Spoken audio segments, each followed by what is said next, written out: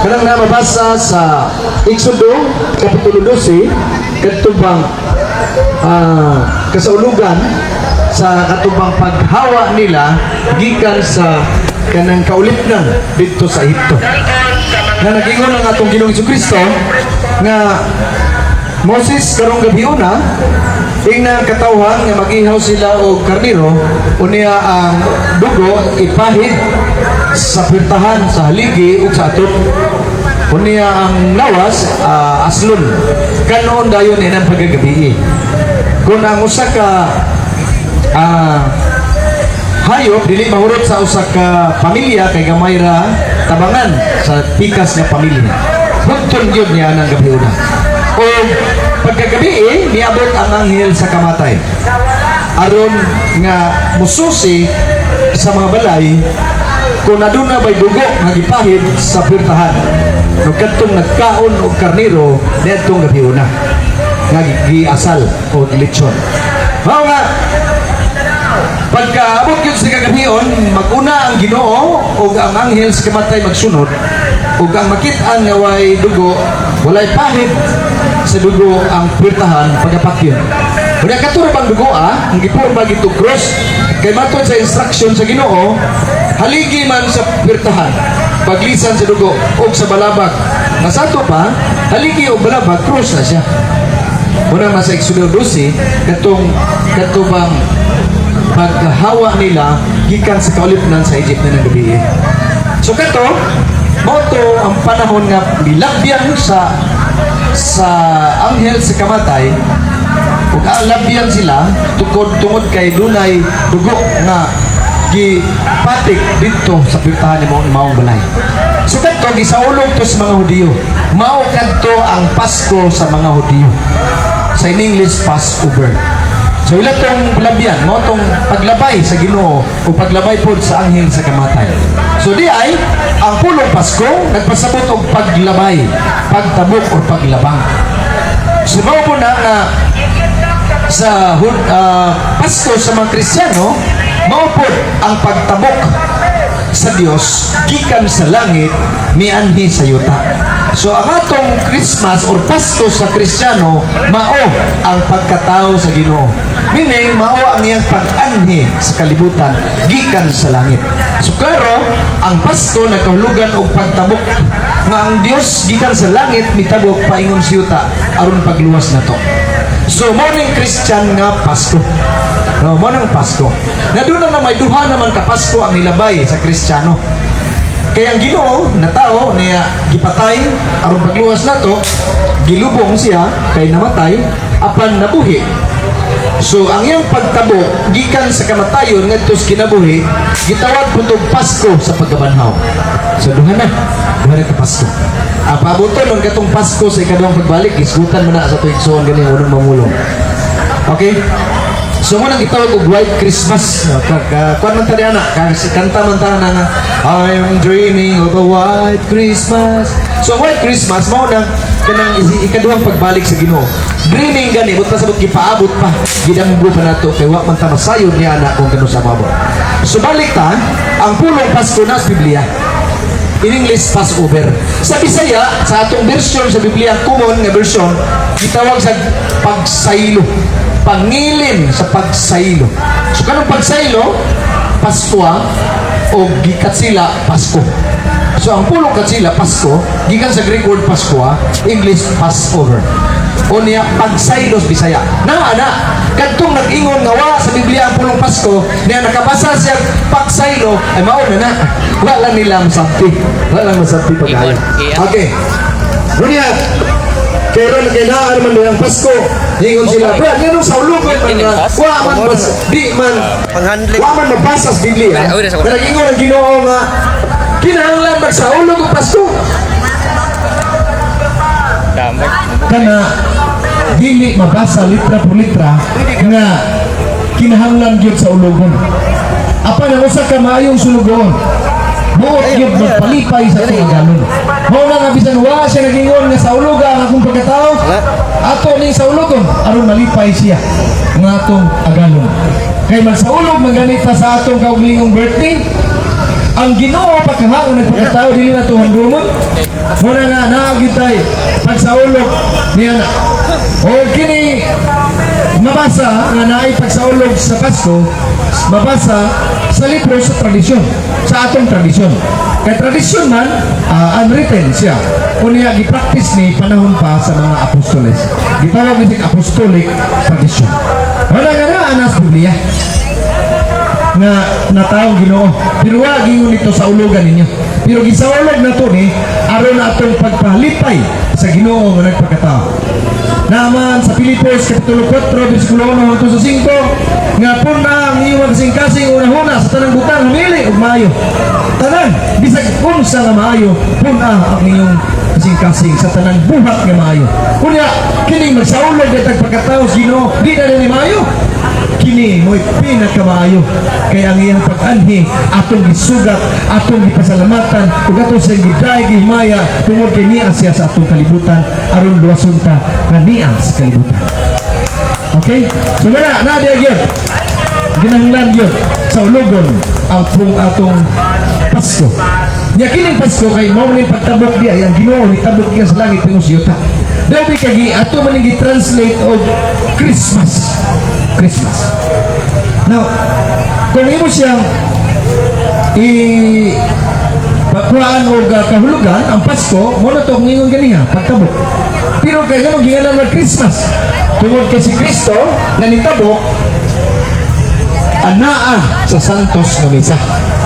So sa matag Misa, atong gisaulog ang Christmas. Diba? So kung balikon, sa unang panahon, katubang mga Israelita dito sa Egypto na kaon sila sa karnero na ilang gihaw ng pagkagabi. Kundi ang dugo ilang gipahit sa pirtahan. Mga igsoon, katong mao ang prefiguration sa Santos na Eucharistia. Nga mao nga ang dugo ug ang unod sa atong Ginoo atong gikaon. Sumara nga katong nagkaon sa unod sa Ginoo, sa unod sa karniro, netong gabiuna, panahon sa mga Israelita dito sa Egypto, gilabyan sa kamatay. Dinhipot sa bagong tugon, kita nga nagkakaon sa lawas sa Ginoo, labyan pod sa kamatay. Mara nga niingon si Kristo sa Juan Kapitulo 11 versikulo 25 nga ang tanan nga nagtuo kanako bisan tuod mamatay apan mabuhi. Ulam din. Mara nga kita magkakaon nining unod dugo sa atong Ginoo, kita makabaton og kini way katapusan. O kining unod dugo sa Ginoo, ato lamang kining madawat makaon panahon sa Santos nga Misa. Mao na nga ang Christmas nagpasabot si Kristo nga naa sa Santos nga Misa. Christ in the Mass. Wala nga dili mayo nga ang usa ka Kristiyano nagsigig pamasko unya dili musibah. Kung magsigig tagkanta sa pagkatao sa Ginoo, hinahanglan pud ta mo simba kay diha sa simba madawat nato si Kristo. Okay? Wala naraba dayon na sa ato ang kinibang pagka alas 12 pagka midnight mass. Mag-andam gyud tag mga pagkaon sa atong balay. Tuod kay mingon ta nga Noche Buena. Noche Buena. Na unsa ni Noche Buena? Noche night. Buena good. Night good.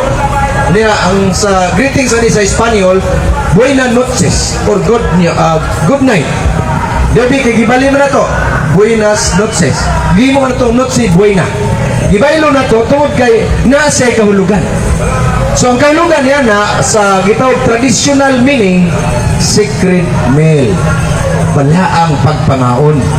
So kung buenas noches sa kankat sila maayong gabi.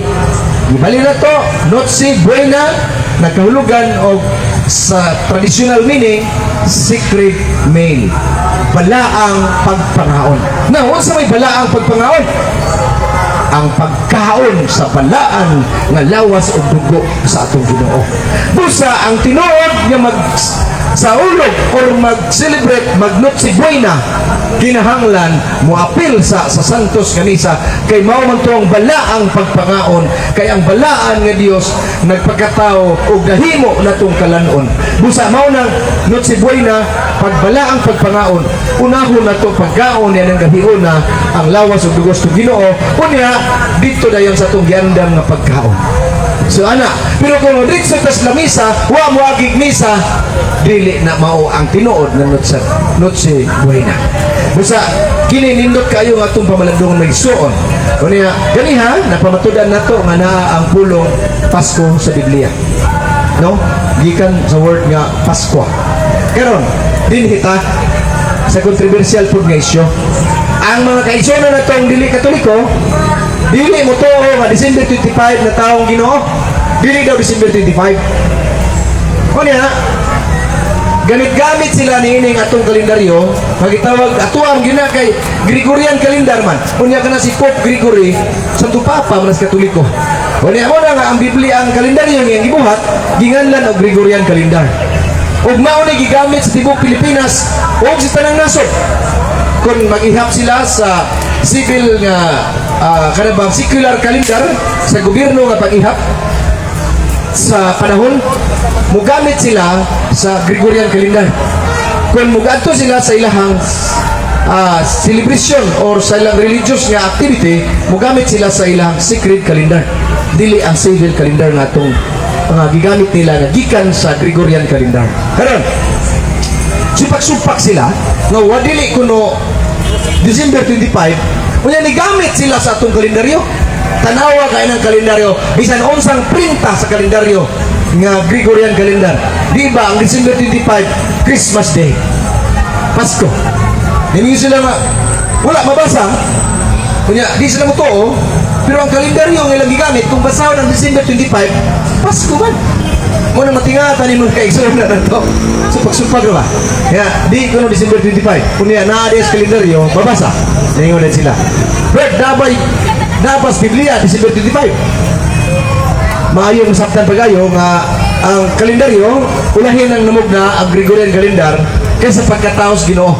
Ang ilang gigamit sa unang kalendaryo, gitawag siya o Jewish calendar. So, ito niyong kwentahon. Ihapon na to. Para masabtan na to nga mutakdo bagyod sa Pasko, sa December 25 ang Pasko. Muni, diha sa Levitico versikulo 23, kapitulo 23, versikulo 33, nagaingon dito ang Ginoo ng instruction nito kang Moses. Nga Moses, ingnan katawhan. Ingnan ang katawhan nga karong magsaulog sa piyesta sa balong-balong. Aron nga himuon na timaan sa iyang katawhan. Himuon kining mong pista sa ikapitong bulan sa ilang kalendaryo sa Hudiyo. Ug sugdan kini sa ika-15 kadlaw sa ikapitong bulan. Unya mulungtad og 8 kadlaw ang maong kasaulugan. Ang 7 kadlaw mag-insinso ug ang ikawalo maong balaang panagtigong. Busa 8 kadlaw ang himuon nga tinibang kasaulugan. Okay. So kay ika-15 man kaadlaw magsugod sa ika-7 bulan sa kalendaryo sa mga Hudyo, kanang bulana sumala sa Jewish calendar gitawag sa Tisri.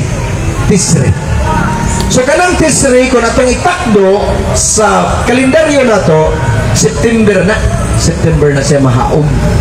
So sa tupa katong ika-7 bulan, ika-15 kadlaw sa ipitsa 15 sugdan, unya ika-7 bulan, September na ito 15 sa atong kalendaryo. Unya ito kadlaw nga mag-insinso, kaulo kadlaw balang pantigong or culmination. So mag-ihap ta.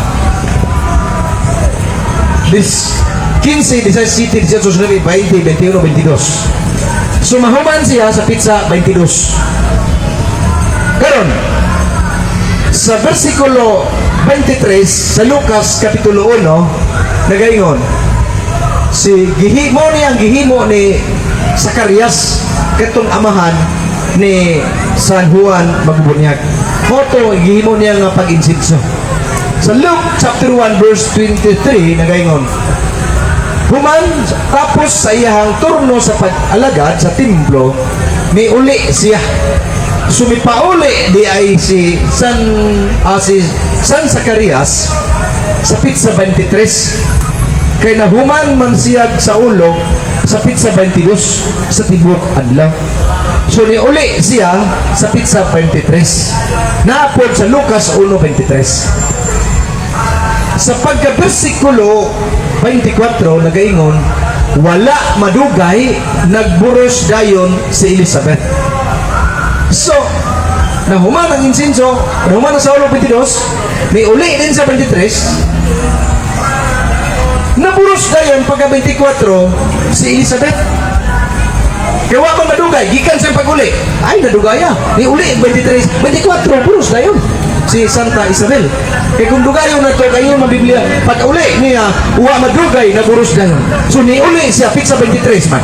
Kaya nahuman sa ulo, pitsa 22 sa Septembre. So, tisri na sa Hudiyo ha. Pero sa ato, at September na. Karon, 24 na buros dayon si Elizabeth.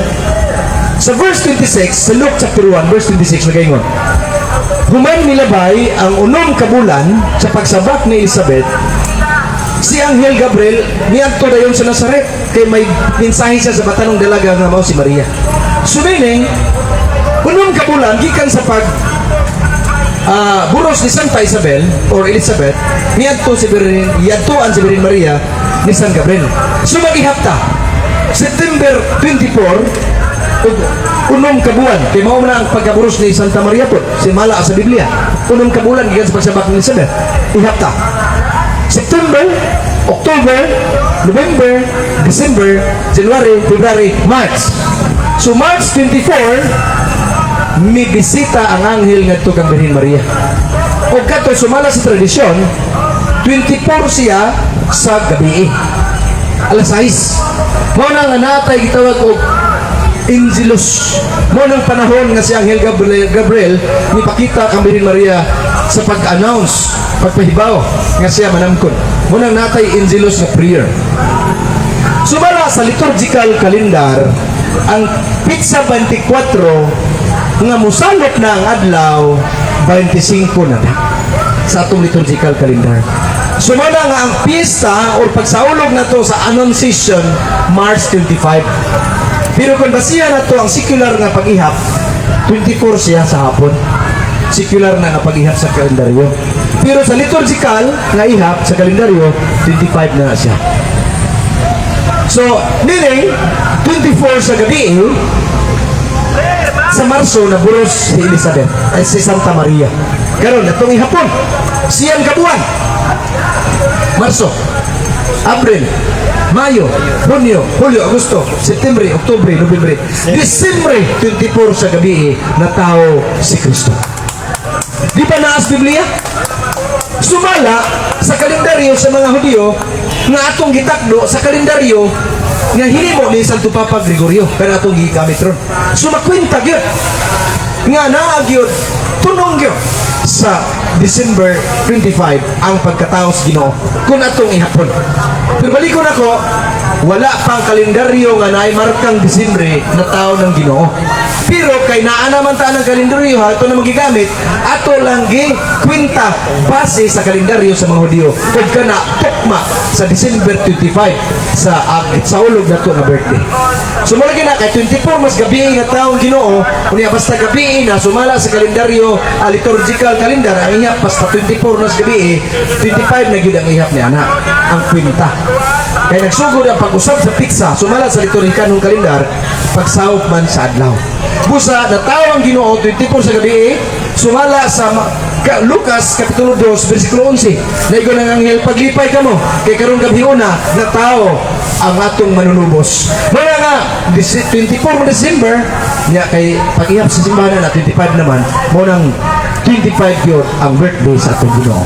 So maigsoon mo kato akong pagpadayag bahin sa pagtulunan nga akong gipaabot karon kaninyo aron nga dita madaaning lipat-lipat basta mapinalangga nga bisag naa na gyud nya mo pag-uwak nga pagwa bisag naa wa gihapon wa pero naa di ay aron lang malipat po ang atong mga katolikong inosente basin mo sunod sa ila. Hindi na mo tuong bensing Pasko pero mamasko paghihapon. So dapat ta mamalandong tanini mga igsoon. So nabay pangutana diha nga maoras ko kutob sa akong pagpambit. Salamat mayong hapon. Tatong ta.